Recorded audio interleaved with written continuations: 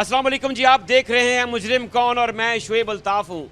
नाज़रीन इकराम, फैसलाबाद में थाना झंग बाज़ार की हदूद में गली में खड़े बाप बेटे पर फायरिंग होती है। बेटा खुशकिस्मती से बच जाता है जबकि बाप को 3 गोलियां लगती हैं और वो मौका पर दम तोड़ देता है। क्यों कत्ल हुआ, किस वजह से कत्ल हुआ और कातिल कौन थे, पुलिस ने इसमें क्या किरदार अदा किया, ये सब दिखाएंगे हम आपको आज के मुजरिम कौन। नाज़रीन इकराम, फैसलाबाद में थाना झंग बाज़ार की हदूद है और नवंबर 2025 का महीना है। ज़िंदगी अपने मामूल के मुताबिक चल रही है कि एक शख्स जो अपने बेटे के साथ गली में खड़ा है, 2 मोटरसाइकिल सवार नौजवान आते हैं और फिर फायरिंग का सिलसिला शुरू हो जाता है। पे दर पे फायर होते हैं। एक बच्चा जो भागकर अपनी जान बचाता है, लेकिन उसका वालिद जो है उसे गोलियां लगती हैं, वो जानवर नहीं हो सकता और खालिक हकीकी से जा मिलता है। क्या वाक़या था, कत्ल होने वाला कौन था, किस तरीके से जो है ये कत्ल की वारदात हुई, टीम मुजरिम कौन आज इस मौजू पे बात करेगी। हमारे साथ उनकी अहलिया मौजूद हैं, मकतूल की जो मुद्दइया भी हैं इस मुकदमे की। उनसे जानते हैं कि आखिर ऐसी क्या वजह थी कि एक शख्स अपनी जान से गया, क्या दुश्मनी थी, क्या ऐसा गुनाह हुआ था उनसे कि जिसकी पादाश में उन्हें अपना जो है जान से जाना पड़ा। अस्सलाम वालेकुम बाजी। बाजी बताइएगा, ये क्या माजरा है, क्या हुआ था उस दिन 7 नवंबर 2025 को, और फिर आपको इत्तला कैसे मिलती है कि ये इतना बड़ा सानहा आपके साथ हो गया? जी, मेरे शौहर जो जुमे की नमाज़ पढ़ने गए थे, ठीक है, उन्होंने मुझे पहले फ़ोन किया कि घर खाना भेज दो। मेरा बेटा घर में नहीं था, वो उधर दुकान पे ही था। मैं खाना देने गई तो वहाँ देखा तो शीशे जो हैं वो दुकान के तोड़े हुए थे, ठीक है। तो मेरा जो शौहर था उस वक़्त मैंने अपने बेटे को कहा कि अपने पापा को कॉल करो। इन्होंने अपने पापा को कॉल की और वो वहाँ आए, ठीक है। उन्होंने बाहर खड़े होकर गली में वो 15 पे कॉल कर रहे थे, तो जो पीछे से 2 लड़के आते हैं मोटरसाइकिल पे आते हैं और वो एक तो पीछे उतर जाता है और एक जो है वो सामने दुकान पे आके खड़ा हो जाता है। उन्होंने आते ही फायरिंग की जो मेरे बेटे के आर पार हो गई, ठीक है। इसकी जान तो बच गई, लेकिन उसके एक तो दाएं बाजू टांग पे लगा फायर और दूसरा बाजू पे जो आर पार हो गया। तो उन्होंने वो उनकी तकरीबन वो आधा घंटा ज़िंदा रहा, लेकिन वो अपने खालिक हकीकी से जा मिले। ये जिन्होंने दुकान पे तोड़ फोड़ की है, क्या ये वही लोग थे जिन्होंने पहले तोड़ फोड़ की और बाद में मुसल्ला होकर आके फायरिंग की? जी जी, ऐसे ही हुआ था। वो पहले आए और वो 2 लड़के थे जो आए, उन्होंने तोड़ फोड़ की और मेरा वहाँ मौजूद था। उनसे ये धमकी देकर गए कि आज आपको और आपके बाप को नहीं छोड़ेंगे, ठीक है। आपने जब ये सारा वाक़या हुआ और आपके हस्बैंड से बात नहीं हुई कि आखिर वजह क्या है, कौन लोग हैं ये, क्यों इस तरह करना चाहते हैं? ये हमें नहीं मालूम। पूछने की कोशिश भी नहीं किया आपने? नहीं है, मैं तो एक औरत साथ हूँ, मैं कहाँ बाहर जाकर पूछ सकती थी। मैं तो खाना देने गई थी, वहाँ खाना तो वहाँ दरे का दरा रह गया। जब जाकर देखा तो वो उनको गोलियाँ लगी थी, वो उनकी डेथ हो गई थी। मैं तो वहाँ मैं अपने बंदों को पहचान सकती हूँ जिन्होंने मारा है। अच्छा, वो क्या उन्होंने कोई नकाब किए हुए थे, मास्क पहने थे या ऐसे ही खाली चेहरे थे? खाली चेहरे थे उनके। कभी उनको देखा आपने पहले? कभी कभी जाहिर है वो जो आपके खामिद हैं उनका कोई हल्का अहबाब है, कोई तस्वीरों में, कोई मुलाकात में, या पता होता है कि इनके फलां, क्या वो उनके हल्का अहबाब में दोस्तों में थे? शायद हो सकता है, ये भी पहले तो दोस्त थे, लेकिन ये नहीं पता आज तक, हमें ये भी नहीं मालूम। हमने गली मोहल्ले और आसपास के लोगों से ये भी पूछताछ की कि हो सकता है कोई वजह ना हो इसकी, कोई लड़ाई हो झगड़ा हो, लेकिन किसी ने भी हमें ये नहीं बताया कि इनकी कोई लड़ाई हुई थी। कोई भी ऐसा वाक़या नहीं हुआ था। हमारे नाजरीन को ये बता दीजिए कि आपके हस्बैंड काम क्या करते थे और किस टाइप का जो है वो ये ऑफिस था? वो प्रॉपर्टी का काम करते थे। तकरीबन आज से 6 माह पहले उन्होंने प्रॉपर्टी का दफ्तर बनाया था यहाँ इधर सैफाबाद में, ठीक है। तो अभी वो सीनियर नायब सदर बने थे और इमन इत्तेहाद कमेटी का वो चेयरमैन बना था, ठीक है। बस वही लोगों को पता नहीं बर्दाश्त नहीं हुआ कि ये आएगा ये इलाके में हमारा, बस यही मेरा ख्याल में यही वजह नाद हो सकती है। शुरू से वो प्रॉपर्टी का ही काम करते थे या अभी स्टार्ट किया? नहीं, शुरू से वो प्रॉपर्टी का काम नहीं करते, वो सिलाई का कपड़े का काम करते थे, ठीक है। प्रॉपर्टी का अभी 6-7 माह पहले शुरू? 6-7 माह पहले ही शुरू किया था।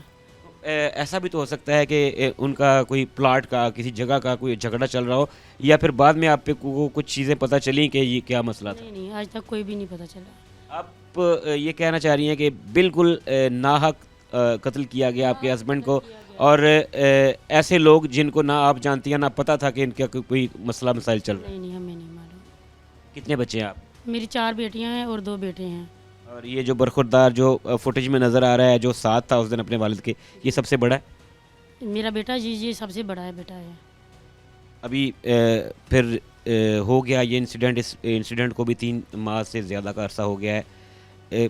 निज़ाम कैसे चल रहा है, घर का निज़ाम कैसे चल रहा है, बस बच्चों की ये पढ़ाई का क्या चल रहा है? मेहनत मजदूरी करके ये बच्चे हैं वो अभी तो स्कूल नहीं जा रहे हैं क्योंकि खौफ रास हैं। हमें ये भी आज तक यही डर है कि वो कहीं हमारे बच्चे ना तो बाहर निकलते हैं, ठीक है।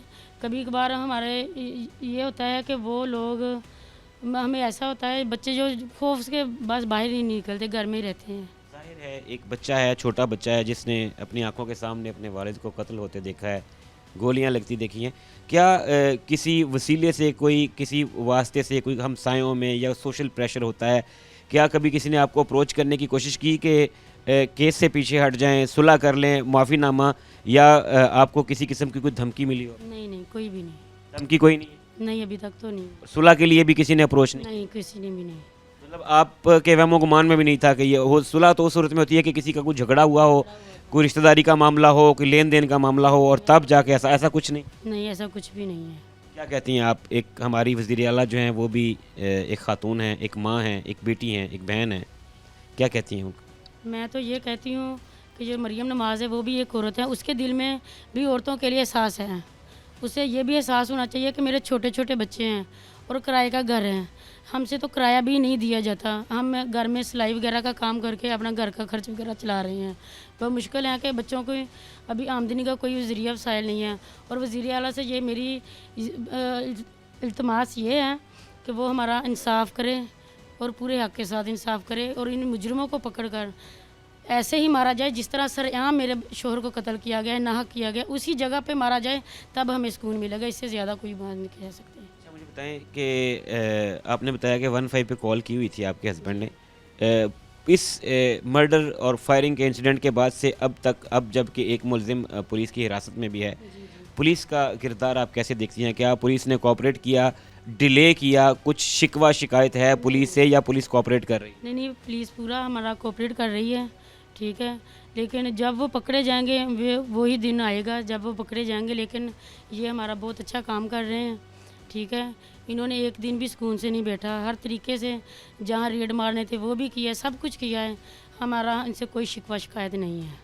एक बात जो मैं और हमारे नाज़रीन ज़रूर जानना चाहेंगे वो ये कि जब एक तो कॉल मिली हुई थी, ज़ाहिर है उन्होंने अपना कुछ बताया होगा कि मैं फ़लाँ हूँ, फ़लाँ से बात कर रहा हूँ, लेकिन वो कॉल दरमियान में रह गई, फायरिंग हो जाती है, मोबाइल भी वो फुटेज में देखा जा सकता है कि वो मुलजिम एक उठा के उनका फ़रार हो गया। फिर पुलिस को इत्तला क्या आपने खुद दी, वहाँ पे मौजूद किसी शख्स ने दी, या उसी 15 की कॉल पे जो है वो पुलिस ने रिस्पॉन्ड करते हुए वहाँ का रुख किया? जी, मेरे बेटे का मोबाइल था, उसी पे कॉल मसूल हुई है इनको, ठीक है। वो कॉल मसूल जैसे ही पुलिस को हुई है तो वो अपना यानी कि मोबाइल जेब में डालकर अंदर जा रहे हैं। आप सीसीटीवी फुटेज में भी देख रहे हैं कि वो अंदर जा रहे हैं और उसी दरमियान वो फायरिंग शुरू हो जाती है, ठीक है। और पुलिस को इत्तला मिल चुकी थी, तो ये ना तो फिर जब उनकी फायरिंग की, उनकी यानी कि ज़ख्मी हो गया, नीचे गिर गया, तो 11 को फ़ोन किया, लेकिन वो 11 वाले जो वो मौके पर नहीं पहुंच सके। फिर हमने जल्दी वो रिक्शे में डाला और रास्ते में ही आ रहे थे तो उन्होंने अपना यानी कि दम तोड़ दिए थे। आपने कहा कि आप तब खाना देने गई हुई थी वहाँ पे, तो जाहिर है जब वो ज़ख्मी हुए, गिरे, उनको उठाने, तो आप उस सारे प्रोसेस में साथ रही होंगी। कितनी देर तक? क्या उन जब वो ज़ख्मी हालत में थे तो वो जैसे कहते हैं कि बेहोश थे, या कोई आखिरी बात हुई आपकी उनसे? आखिरी बात उनसे कोई भी नहीं हुई क्योंकि जो उनके गोली लगी थी ना वो तो सीधी दिल के जा लगी थी, उनसे कोई बात नहीं हो रही थी। किसी तरह की कोई बात नहीं, कोई उसने बात नहीं की, बस वो ना जैसे तड़प रहा है वो ऐसे ही था, वो कोई भी उसने बात नहीं की। बस उसने लास्ट टाइम यही बात की थी कि मियां इरफान ने मुझे मारा है, बस। ये फुटेज में भी देख सकते हैं, हमारे पास बाकायदा इनकी फुटेज भी है, और इससे ज़्यादा हम कुछ नहीं जानते कि उन्होंने किस बुनियाद पे मारा है, क्यों मारा है। ये हम अभी तक इस सिलसिले की तय तक जब मुजरिम पकड़ा जाएगा उसी वक्त देखेंगे कि उन्होंने हमारा वो उसे मारा है या मरवाया गया है, ये बात की बात होगी। अच्छा भाजी, ये बताइएगा कि 6 बच्चे आपने कहा कि आपके हैं, बच्चों के मामले में कैसे, बाप कैसे थे, बच्चों के मामले में कैसे, क्या ख्वाब थे उनके कि मैं अपने बच्चों को किस तरीके से ज़ेवर तालीम से आरास्ता करूँगा, पढ़ाऊँगा और क्या बनाऊँगा? देखिए, हर बाप का एक ख्वाब होता है कि मेरे बच्चे हैं वो अच्छी तालीम दें, अपने बच्चों को अच्छी तालीम दें, अच्छा खाने के लिए दें। हर बाप की ख्वाहिश होती है, उसकी भी ऐसी ख्वाहिश थी। वो दिन रात यही जदोजहद करते थे कि चलो हमारा मकान बन जाए, बच्चे हैं वो पढ़ जाएं, उसकी यही कोशिश होती थी। लेकिन अल्लाह पाक को ये मंजूर नहीं था, तो इसमें हम क्या कर सकते हैं। आपने कहा कि मकान बन जाए, आप किराए के मकान में रह रहे हैं? जी जी, हम तो 12 साल से किराए के मकान में रह रहे हैं। अभी अपनी छत नहीं है? नहीं, अभी कोई छत नहीं है। कितना किराया दे रहे हैं घर? 17,000 रुपये। अब आपने कहा कि अब टोटली जो रिस्पॉन्सिबिलिटी है वो खुद के ऊपर आ गई। अब मेहनत मजदूरी है, जाहिर है कुछ भाइयों का, बहन भाइयों का भी एक ख़ास हद तक कोऑपरेट होता है तब तक जब तक ज़ख्म ताज़ा होता है। तो इन बच्चों की क्या अब तालीम मुतासर होगी, ये छोड़ देंगे पढ़ना? ये तो आने वाला वक्त ही बताएगा। हम कोशिश करेंगे कि दिन रात मेहनत करके अपने बच्चों को पढ़ाएं। नाज़रीन इकराम, गुफ्तगू आपने सुनी मुदैया की, और ये वाक़या है 7 नवंबर 2025 का। एक शख्स जिसे ये इत्तला मिलती है जब वो जुमा की नमाज़ की अदायगी के लिए गया हुआ था कि आपकी दुकान पे, आपके दफ्तर पे कुछ लोग आए हैं और उन्होंने तोड़ फोड़ की है, कुछ शीशे तोड़े हैं। वो पहुंचते हैं, आगे सूरत हाल देखने के बाद 15 पे कॉल मिलाते हैं, पुलिस से उनकी गुफ्तगू हो रही होती है। जब वही लोग जिन्होंने पहले इनके दफ्तर के ऊपर अटैक किया था और जब ये वहाँ पे मौजूद नहीं थे, तो वही लोग मुसल्ला होकर वापस आते हैं और सीसीटीवी फुटेज इस बात की गुमाजी करती है, दलील है कि वो लोग बग़ैर कुछ तल्ख़ कलामी किए, बग़ैर कुछ झगड़ा किए आके स्ट्रेट फायरिंग करते हैं, जिसके नतीजे में जो है ये शख्स इलियास नामी शख्स जो है ये जानबर नहीं हो सकता। मौका पर इनकी डेथ हो जाती है क्योंकि एक गोली जो है वो इनके हार्ट को जाके टच करती है, मेजर ऑर्गन डैमेज होता है और इनकी डेथ होती है। और यहाँ पे नाज़रीन इकराम, फुटेज में जो सबसे एक गंभीर और दिल दहला देने वाला मंजर है वो ये है कि एक बाप के साथ उसका बेटा मौजूद है और पहली गोली जो है वो बेटे की टांगों के दरमियान में से गुजरती है। बेटा अपनी जान बचाने के लिए साइड पे भागता है, लेकिन मुल्ज़िमान जो हैं वो अपने मज़मूम मकासद में कामयाब होकर फ़रार हो जाते हैं। पुलिस हरकत में आती है और हमारी इत्तलात के मुताबिक एक मुल्ज़िम जो है वो गिरफ़्तार हो चुका है। बाकी की गिरफ़्तारी के लिए पुलिस तहर्रुक कर रही है। एक माँ वज़ीर आला पंजाब, जो कि ख़ुद भी एक माँ हैं, उनसे ये फ़रियाद करती है कि उन्हें इंसाफ़ फ़राहम किया जाए, कातिलों को, तमाम कातिलों को जल्द अज़ जल्द गिरफ़्तार करके कानून के कटहरे में खड़ा किया जाए ताकि इन्हें इंसाफ़ मिल सके। नाज़रीन इकराम, बात हो रही है फैसलाबाद में थाना झंग बाज़ार की हुदूद में इलियास कत्ल केस की। ये कत्ल जो थाना झंग बाज़ार की हुदूद में पेश आया और जिस वक्त ये कत्ल हुआ, मकतूल का बेटा 13-14 साला उनके साथ मौजूद था। मेरे साथ वो बच्चा मौजूद है, कोशिश करते हैं उससे बात करने की, क्या देखा, क्योंकि ये आई विटनेस भी है उस जो है वाक़े का। अस्सलाम वालेकुम बेटे, क्या नाम है? वालेकुम सलाम। दानिश। दानिश, कितनी एज है आपकी? 14 साल। 14 साल। जी। कितने बहन भाई हैं आप? 6। 6 बहन भाइयों में आप सबसे बड़े हैं। बताइएगा क्या हुआ था उस दिन, सारी सूरत हाल क्या हुआ, कैसे हुआ? आप तब पहले कहाँ थे जब तोड़ फोड़ हुई और फिर उसके बाद जब फायरिंग हुई तो क्या हुआ? मैं जुम्मा पढ़ के घर गया तो घर बैठा हुआ था, फिर मैंने कहा दुकान में चले जाता हूँ। तो मैं दुकान में गया हूँ तो मैं सामने क्लब था, उधर चले गया। उसी टाइम किस चीज़ का क्लब? गेम में थी, उधर चले गया। वापस आया फिर दुकान पे तो पापा जुम्मा पढ़ के आए थे। फिर एक बंदा आया था, उसको मकान दिखाने जाना था, उधर गए थे। जब वापस आए, मैं बाहर खड़ा था तो वो दोनों आए, उन लोगों ने तोड़ फोड़ किया और चले गए और मुझे कहते तुम्हारे भी फायर मारने, तुम्हारे अब्बू को भी। ये आपको पहले धमकी दे के गए? जी, और ये कह के चले गए। तो मैंने उस वक्त दानिश, जब ये सब हुआ, जब तोड़ फोड़ हुई और वो आए, तो उस वक्त आप अकेले थे दुकान पे? नहीं, एक और बंदा बैठा हुआ था, उसके सामने भी उन्होंने ये धमकियाँ दी और तोड़ फोड़ की? उसे भी कहा था तेरे भी, तुम्हारे भी मारने। अच्छा, खाम खाम में, मतलब ऐसे ही जैसे वो गली मोहल्ले के एक गुंडे होते हैं कुछ, वो जिसको हम पंजाबी में कहते हैं टू टर्नैल रंगबाज, इस तरह की लैंग्वेज थी, या आपको लगा कि वो किसी बात पे गुस्से में है? वो किसी बात में गुस्से पे ऐसे लगा है। किसी बात पे गुस्से में? फिर क्या हुआ? फिर वो तोड़ फोड़ करके चले गए। मैंने पापा को कॉल किया तो पापा आए हैं तो पीछे अंदर बैठ के कॉल किए 15 पे, करते करते बाहर गए।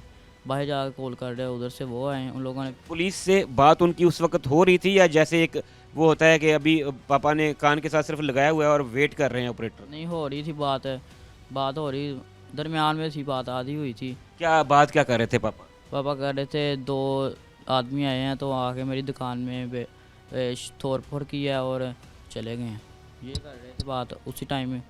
वो आ गए उधर से।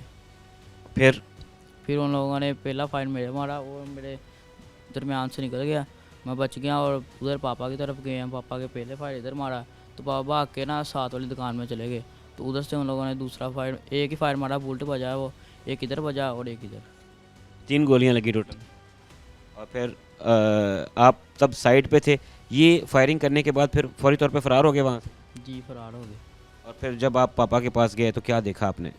मैंने देखा है पापा बोल ही नहीं रहे थे, सांस ले रहे थे मुश्किल से। पापा के पास गए आप, जी बात करने की कोशिश की? जी वो बोल ही नहीं रहे थे। हाथ लगा के टच किया, देखा पापा को, पूछा पापा बात करें? जी वो पापा बोल ही नहीं रहे थे, सांस ले रहे थे मुश्किल से।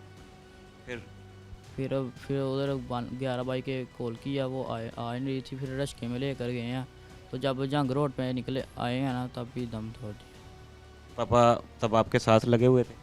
जी आपको फील हो गया कि अब मेरे पापा इस दुनिया में नहीं रहे? जी। अच्छा मुझे ये बताओ दानिश, अल्लाह आपको सब्र दे बेटा, अल्लाह आपके जो है वो आने वाला फ्यूचर जो है उसको सिक्योर करे। दिल में गुबार तो नहीं उठता कि कानून को हाथ में लूँगा, मैं कुछ करूँगा या बदला लूँगा, या फिर कानून पे, पुलिस पे भरोसा है, अपने निज़ाम पे भरोसा है कि ये कातिलों को ज़रूर सज़ा देगा? जी पुलिस कातिलों को ज़रूर सजा देगी। भरोसा है। जी। अब फ्यूचर प्लान क्या है? पढ़ते हो? जी किस क्लास? 7। पढ़ाई छोड़नी तो नहीं है? नहीं। अब ऐसा ना हो कि बहन भाइयों के लिए अब दानिश जो है वो कहे कि मैं अब कोई काम करता हूँ, तो अगर बेटा काम करना भी है तो साथ पढ़ाई को जारी रखोगे? जी। पापा क्या बनाना चाहते थे आप? वकील। वकील बनना चाहते, और ख़ुद भी वकील बनना चाहते थे? जी। नाज़रीन इकराम, ये बच्चा जिसे शायद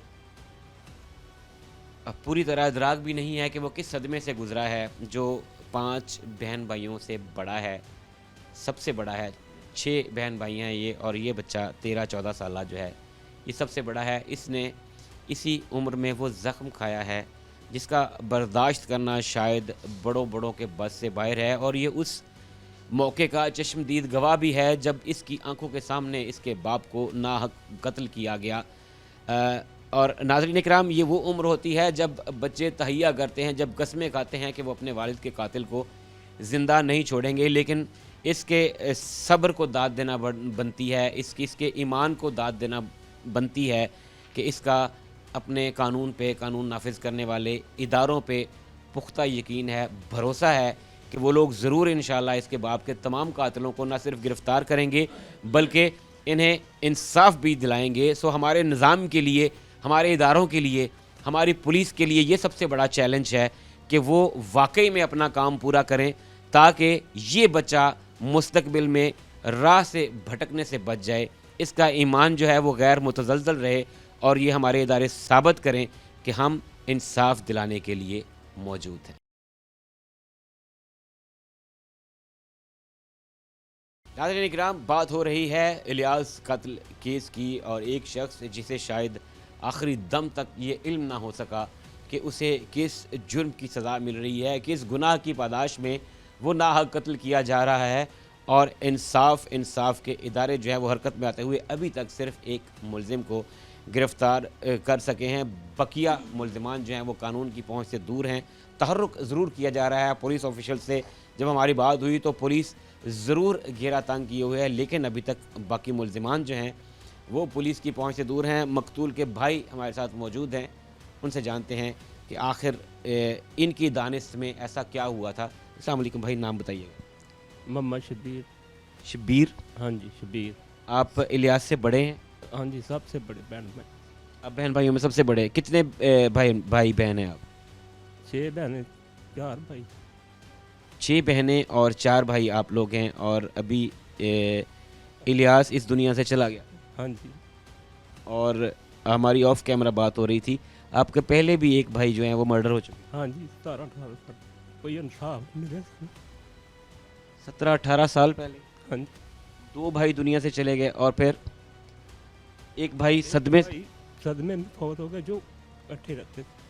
इकट्ठे रहते थे? एक मकान में रहते। इलियास के साथ रहते थे वो? हाँ जी, इकट्ठे रहते थे। और वो उसकी मौत बर्दाश्त नहीं कर सकते? नहीं कर। अभी आप अकेले हैं भाइयों? हाँ जी अकेले। कुछ जानते हैं आप, कुछ खबर है कि आखिर कुछ तो आइडिया होगा कि हुआ क्या होगा? हम रहते हैं शेख पर, आके सब लोगों से पूछा, किसी ने कोई बात नहीं बताई, कोई मामला है ही। इलाका मकीन जो है, जाहिर है हमसाए जो है उनको ज़्यादा बेहतर पता होता है कि लेन देन का भी साफ़ सुथरा है, कारोबार का साफ़ सुथरा है। उन तक मैं पहुंचन की किसी का कोई लैन देन किसी का कुछ नहीं निकले, नहीं, कोई पुरानी लड़ाई, कोई झगड़ा, किसी का कोई मंदा बोलिया, कोई भी नहीं, किसी की कोई रंजिश नहीं, कोई नहीं। बिल्कुल ही जिन्होंने ऐसी कहने कि नेरी जगह ते बंदा खलो जाता है कि बिल्कुल कोई पता ही नहीं, आइडिया ही कोई नहीं भी भाई नूं किस जुर्म की सज़ा मिली। ये कोई आइडिया नहीं, बस वो चंद जिन्ना ची आप हो रहा सी तरक्की कर रहा है, तरक्की। किसी कोलों वेखी नहीं गई। ਤੁਸੀਂ ਵੀ 6 ਭੈਣਾਂ 4 ਭਾਈ ਸੀ, ਇਹਨਾਂ ਦੇ ਇਲਿਆਸ ਦੇ ਵੀ ਮਾਸ਼ਾਅੱਲਾ 6 ਬੱਚੇ ਨੇ, ਔਰ ਤੁਸੀਂ 4 ਭਾਈਆਂ ਚੋਂ ਇਕੱਲੇ ਰਹਿ ਗਏ ਹੋ। ਬੇਸ਼ੱਕ ਰਾਜ਼ਕ ਅੱਲਾ ਪਾਕ ਦੀ ਜ਼ਾਤ ਹੈ, ਪਾਲਣਹਾਰ ਜਿਹੜਾ ਅੱਲਾ ਪਾਕ ਹੈ, ਕਿੱਦਾਂ ਕੀ ਸਮਝਦੇ ਹੋ, ਵੰਡ ਕਿੱਦਾਂ ਕੱਢੋਗੇ ਹੁਣ, ਕਿਸ ਤਰ੍ਹਾਂ ਇਹਨਾਂ ਦਾ ਨਿਜ਼ਾਮ ਚੱਲੇਗਾ ਬੱਚੇ? ਦੇਖੋ ਜੀ, ਮੈਂ ਹੁਣ ਇੱਕ ਦਿਨ ਘਰ ਜਾਣਾ, 4 ਦਿਨ ਇੱਥੇ ਨਹੀਂ। ਕੀ ਕੰਮ ਕੀ ਕਰਦੇ ਹੋ ਤੁਸੀਂ? ਬੇਟੇ ਹੀ ਕਰਦੇ ਨੇ, ਮੈਂ ਨਹੀਂ ਕਰਦਾ। ਤੁਸੀਂ ਨਹੀਂ ਕਰਦੇ? ਤੁਹਾਡੇ ਕਿੰਨੇ ਬੱਚੇ? ਮੇਰੇ 3 ਬੇਟੇ 2 ਬੇਟੀ। ਬੇਟੇ ਜਵਾਨ ਨੇ ਮਾਸ਼ਾਅੱਲਾ? ਹਾਂਜੀ ਮਾਸ਼ਾਅੱਲਾ, ਉਹ ਕੰਮ ਕਰ ਰਹੇ। ਅੱਛਾ ਇਹ ਦੱਸੋ ਕਿ ਕਿਤੇ ਫੋਨ ਤੇ ਦੁੱਖ ਸੁੱਖ ਹੁੰਦੇ ਨੇ, ਈਦ ਸ਼ਬਰਾਤ ਤੇ ਮੁਲਾਕਾਤਾਂ ਹੁੰਦੀਆਂ ਨੇ ਭਾਈਆਂ ਨਾਲ। ਇੱਕ ਭਾਈ ਤੁਹਾਡੇ ਪਹਿਲੇ 17-18 ਸਾਲ ਪਹਿਲੇ ਮਰਡਰ ਹੋਏ, ਉਸ ਤੋਂ ਬਾਅਦ ਤੁਸੀਂ 3 ਭਾਈ ਤੇ ਹੈ ਸੀ, ਆਪਸ ਦੇ ਵਿੱਚ ਰਾਬਤਾ ਤਾਂ ਹੁੰਦਾ ਹੋਏਗਾ। ਕਦੀ ਕੋਈ ਉਹਨੇ ਕਿਸੇ ਪਰੇਸ਼ਾਨੀ ਦਾ ਇਜ਼ਹਾਰ ਕੀਤਾ ਹੋਵੇ ਜਾਂ ਕੋਈ ਗੱਲਬਾਤ, ਕੋਈ ਭਰਾਵਾਂ ਨਾਲ ਭਰਾ ਬਹੁਤ ਕੁਝ ਸ਼ੇਅਰ ਕਰ ਲੈਂਦੇ ਨੇ? ਨਹੀਂ, ਕੋਈ ਵੀ ਨਹੀਂ ਅੱਜ ਤੱਕ ਉਹਨੇ ਮੇਰੇ ਨਾਲ ਕੋਈ ਗਿਲਾ ਨਹੀਂ, ਕੋਈ ਗੱਲ ਨਹੀਂ, ਕੋਈ ਬਾਤ ਨਹੀਂ, ਨਾ ਕੋਈ ਦੁਸ਼ਮਣੀ ਦੀ, ਨਾ ਲੜਾਈ ਝਗੜੇ ਦੀ, ਕੋਈ ਬਾਤ ਨਹੀਂ। ਵੱਡਾ ਭਰਾ ਜਿਹੜਾ ਹੈ ਉਹ ਵੈਸੇ ਵੀ ਪਿਓ ਦੀ ਥਾਂ ਤੇ ਹੁੰਦਾ ਹੈ ਨਾ, ਤੇ ਕੋਈ ਐਸੀ ਆਦਤ ਲਿਹਾਜ਼ ਦੀ, ਕੋਈ ਐਸੀ ਗੱਲ ਜਿਹੜੀ ਮਤਲਬ ਕਦੀ ਵੀ ਨਾ ਭੁੱਲਣ ਵਾਲੀ ਹੋਵੇ? ਕੋਈ ਐਸੀ ਆਦਤ ਹੁੰਦੀ ਜਿਹੜੀ ਹਰ ਭਰਾ ਦੀ ਅਲੱਗ-ਅਲੱਗ ਇੱਕ ਖਸੂਸੀਅਤ ਹੁੰਦੀ ਹੈ? ਇੱਕ ਜਦੋਂ ਪਹਿਲਾਂ ਮੇਰਾ ਭਾਈ ਕਤਲ ਹੋਇਆ, ਉਦੋਂ ਅਸੀਂ ਫੈਸਲਾ ਛੱਡਤਾ, ਕੋਸ਼ਿਸ਼ ਕੀਤੀ ਇਹਨਾਂ ਨੂੰ ਲੈ ਜੀ, ਬਸ ਇਹੋ ਗਿਲਾ ਰਹਿ ਗਿਆ। ਕਿਹਾ ਉਹਨਾਂ ਨੂੰ ਕਿ ਚਲੀਏ ਇੱਥੋਂ? ਉਹਨੇ ਕਿਹਾ ਨਹੀਂ। ਮਕਾਨ ਬਣਾ ਦਿੱਤਾ, ਵੇਚ ਆਏ। ਉੱਥੇ ਬਣਾ ਕੇ ਦਿੱਤਾ? ਹਾਂਜੀ, ਉਹ ਵੇਚ ਦਿੱਤਾ? ਵੇਚਤਾ। ਉਹਨੂੰ ਆਪਣੇ ਸ਼ਹਿਰ ਨਾਲ, ਆਪਣੀ ਮਿੱਟੀ ਨਾਲ ਜ਼ਿਆਦਾ ਪਿਆਰ ਸੀ। ਹਾਂਜੀ, ਬਈ ਗਿਲਾ ਹੋਰ ਕੋਈ ਦੁਨੀਆ ਤੇ ਗਿਲਾ ਨਹੀਂ। ਵੈਸੇ ਉਹ ਛੋਟੇ ਭਾਈਆਂ ਦੇ ਤੌਰ ਤੇ ਕਿਦਾਂ ਦਾ ਸੀ? ਜ਼ਿੱਦੀ ਸੀ, ਮਨਾਉਣ ਵਾਲਾ ਗੱਲ, ਜਿਹੜੀ ਗਧੇੜੇ ਚੜ੍ਹ ਕੇ ਵੱਡੇ ਭਰਾਵਾਂ ਨੂੰ ਮਨਾਉਣ ਵਾਲਾ ਸੀ, ਜਾਂ ਬਹੁਤ ਸਾਬਰ ਸ਼ਾਕਰ ਕਿਸਮ ਦਾ? ਦੇਖੋ ਜੀ, ਕੋਈ ਸਾਡਾ ਅੱਜ ਤੱਕ ਵੱਡਾ ਭਰਾ ਸੀ, ਮੈਂ ਬੱਚਿਆਂ ਨੂੰ ਸਮਝਿਆ ਸੀ। ਮੇਰੀ ਵਾਲਦਾ ਫੌਤ ਹੋ ਗਈ, ਭਾਈ ਕਤਲ ਹੋਇਆ, ਇੱਦਾਂ ਹੀ 1.5 ਮਹੀਨੇ ਬਾਅਦ ਮੇਰੀ ਵਾਲਦਾ ਵੀ ਫੌਤ। ਉਹ ਮੇਰੇ ਹੱਥ ਫੜਾ ਗਈ ਬਾਂਹ ਸਾਰੇ। ਅੱਛਾ, ਵਾਲਦਾ ਜਦੋਂ ਦੁਨੀਆ ਤੋਂ ਗਿਆ ਤੇ ਉਹ ਛੋਟਿਆਂ ਦੇ ਬਾਂਹ ਤੁਹਾਨੂੰ ਫੜਾ ਕੇ ਕਿ ਹੁਣ ਪੁੱਤ ਤੇਰੇ ਸਪੁਰਦ? ਹਾਂਜੀ, ਮੈਂ ਉਹ ਇਨਸ਼ਾਅੱਲਾ ਫਰਜ਼ ਨਿਭਾਉਣਾ ਕਿੰਨੇ ਜਗ। ਹੁਣ ਦਿਲ 'ਚ ਹੂਕ ਉੱਠਦੀ ਹੈ?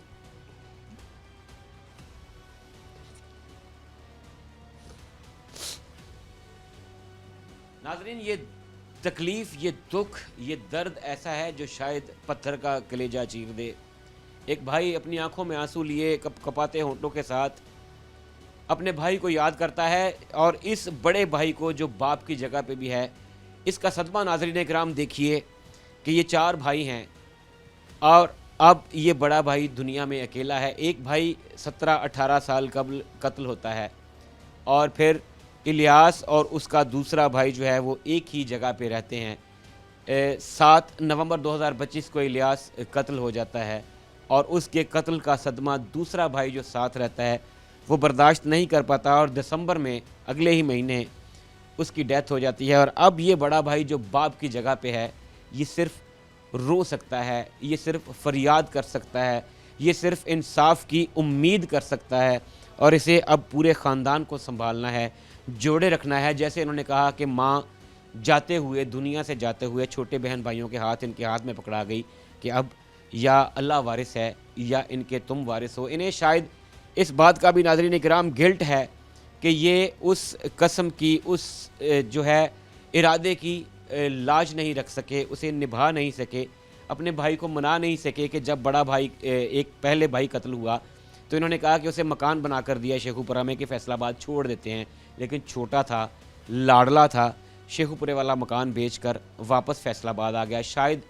तकदीर इसे कहते हैं, शायद लिखी का होना इसे कहते हैं, शायद ये फैसलाबाद की मिट्टी उसे आवाज़ें दे रही थी, शायद तय था कि उसे नाहक कत्ल किया जाएगा।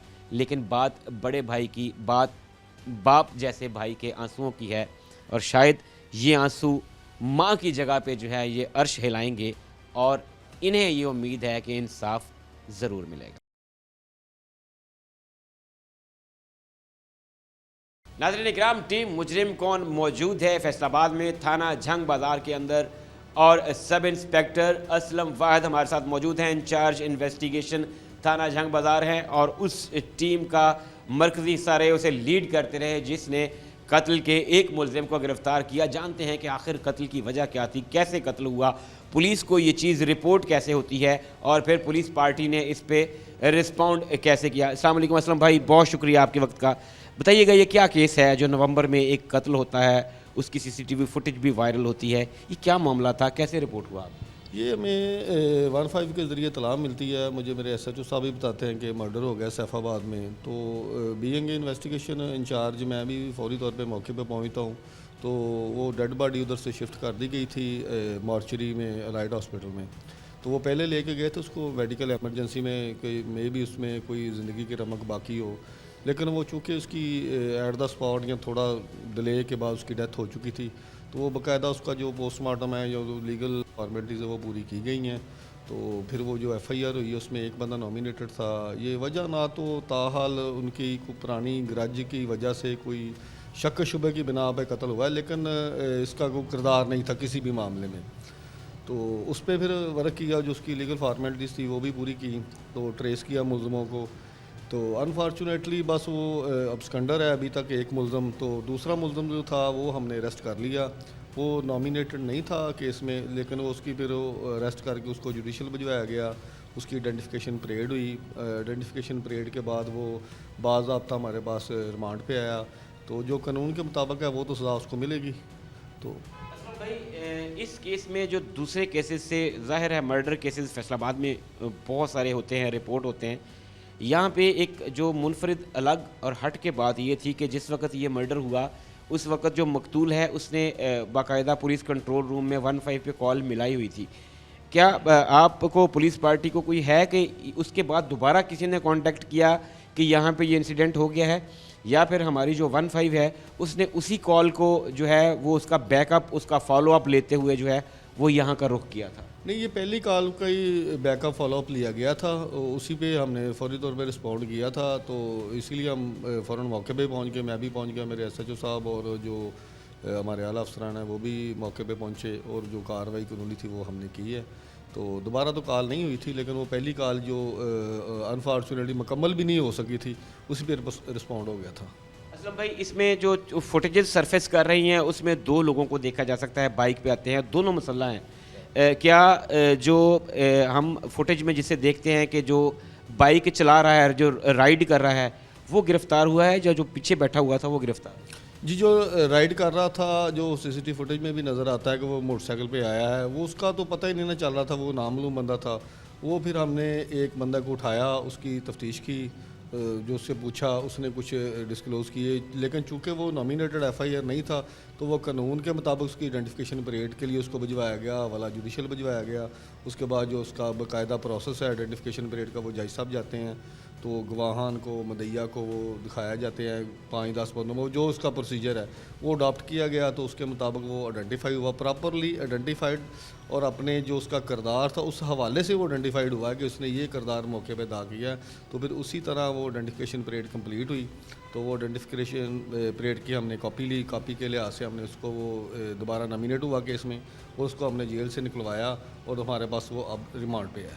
क्या असलम भाई, जब FIR अंदराज होती है तो क्या बीइंग इन्वेस्टिगेशन ऑफिसर, क्या एक तफ्तीशी अफसर जो है वो सिर्फ FIR के मतन और जो शवाहिद, जैसे कि एक CCTV फुटेज है, सिर्फ उन्हीं को मलहूज़े खातर रखता है, या फिर उसको बारीक बीनी से चेक करता है कि जैसे उस वक़ुआ के 2 मिनट पहले क्या कोई लोग रेकी करने तो नहीं आए, क्या जो उस दुकान पे शख्स मौजूद था, जैसे हमने जब इस फुटेज को बार बार रिवाइंड करके देखा तो हमें ऐसा लगता है कि एक शख्स जब वो बाइक वाला फरार होने लगता है तो उसको बाकायदा एक इशारा करता है। क्या इन तमाम पहलुओं पे बारीक बीनी से जो है वो तफ्तीश की जाती है और जो पुलिस को मुश्तबा चीज़ लगती है उन लोगों को, उन चीज़ों को जो है वो शामिल तफ्तीश किया जाता है? जी बिल्कुल ऐसे ही, चूँकि ये हीनियस क्राइम है, इससे बड़ा जुर्म तो नहीं है 302 किसी की जान ले लेना। तो इसमें सिर्फ FIR ही नहीं, इसमें और भी दीगर चीज़ों जो बरीक बीनी से जायज़ा लेते हैं हम कि कोई हिडन चीज़ ना रहेगी। चूँकि जो FIR के अंदराज के वक्त मुद्दई खुद भी इतना होशोवास में नहीं होता, जो उसके सामने वकूआ होता है उसी के मतलब वो रिपोर्ट करता है, लेकिन कई चीज़ें हिडन भी रह जाती हैं वो जो बाद में डिस्क्लोज़ होती हैं। इसलिए हम इसको, जो हमारी पुलिस है पंजाब पुलिस की, हमारा जो प्रोफेशनलिज्म है हम बरीक बीनी से देखते हैं ताकि किसी के साथ कोई नाइंसाफ़ी ना हो सके। उसमें जो चीज़ें हिडन भी रह जाती हैं वो भी हम उसको भी डिस्क्लोज़ करते हैं, वो हमारे आला अफसरान के नोटिस में भी देते हैं और उसके हवाले से इन्वेस्टिगेशन होती है वो भी प्रॉपर होती है। जी, आपने इसको इंटरोगेट भी किया होगा ज़ाहिर है गिरफ्तार होने के बाद। क्या अभी तक आपको भी क्लियर नहीं हो सका कि ये महज एक गलत फहमी थी या महज वो जिसको हम चिकड़ चुदराहट कहते हैं वो थी? बेसिकली मोटिव था क्या? क्योंकि हमने ये सुना, हमने पढ़ा और बज़ाहिर नज़र भी ऐसा आता है कि हर कत्ल के पीछे जन ज़मीन इनमें से कोई ना कोई फैक्टर होता है। तो क्या अब हमारी सोसाइटी इतनी फ्रस्ट्रेटेड हो गई है कि विदाउट एनी रीज़न छोटी छोटी बातों पे, मामूली तल्ख कलामियों पे या दिल में छोटे छोटे ग्रजेस रख के भी जो है वो इंसानी जान ली जा सकती है? देखिए जी, ये तो जो दौर चल रहा है ना, अब जो ज़र ज़मीन वाला आपने बताया वो तो ऑलरेडी एक इब्तदाया फरीनिश से यही चला आ रहा है, लेकिन अब लोगों में बर्दाश्त कम हो गई है। वो छोटी सी बात पे इतना बड़ा जुर्म कर देते हैं। इसमें भी ऐसा ही हुआ कि छोटी सी बात, एक शक शुबे की बिना पर एक नाहक बंदा वो कत्ल कर दिया गया और उसका परसाने हाल नहीं था, लेकिन पुलिस फौरी तौर पे हरकत में आई। हम उसको प्रॉपर इंटरोगेट भी कर रहे हैं, जो बंदा हमने पकड़ा है उसकी तफ्तीश भी बाकायदा हो रही है। वो तफ्तीश में जो भी उसका किरदार होगा वो भी सामने आएगा और दूसरा जो बंदा मफरूर है उस पर भी हेक्टिक एफर्ट्स कर रहे हैं हम, ताकि उसको भी जल्द कानून के कटहरे में लाया जाए और वाकई जो उसने जुर्म किया है उसके मुताबिक उसको सजा दिलाई जाए। जो अभी आपके पास अरेस्ट है और जो इसका शरीक जुर्म था, इनका रिकॉर्ड जो है वो चेक किया गया? क्या पहले भी किसी क्रिमिनल रिकॉर्ड में ये लोग मुलविस हैं? जी, ये पहले जो हमारा जो एक मुलज़म दूसरा है जो मफरूर है वो पहले भी 324 में और दीगर लड़ाई झगड़ों में रहा है।